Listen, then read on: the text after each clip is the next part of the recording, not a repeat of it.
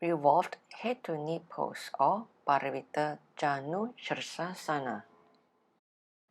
Parivrtta Janu Sirsasana is a Sanskrit word in which the meaning of Parivrtta means revolved, Janu stands for knee, and the word Sirsa represents a head, and Asana pose.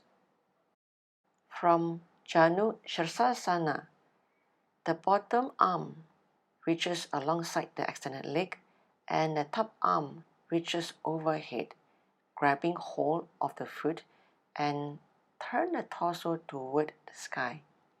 It gives similar benefits to Janu Sirsasana, but further improves circulation to the spine. It also invigorates digestion. From Dandasana, open the left leg out to the side. Bend the right knee and bring the heel in towards the groin. Ground through the sitting bones and extend through the crown of the head as you inhale. Engage your outstretched leg and raise your arms either side of your head. Exhale, take a side bend toward the left leg.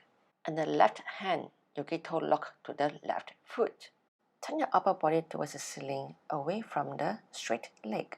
Knit your lower ribs in and gently bring the bottom arm elbow towards the knee or the floor and the top arm over the head.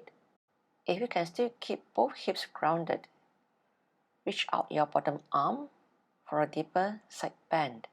Take hold of the foot with one hand. Slightly tuck the chin and turn the head towards the ceiling. In the final position, the chest is visible and away from the floor. Further, press the bent knee into the floor to anchor the sitting bones.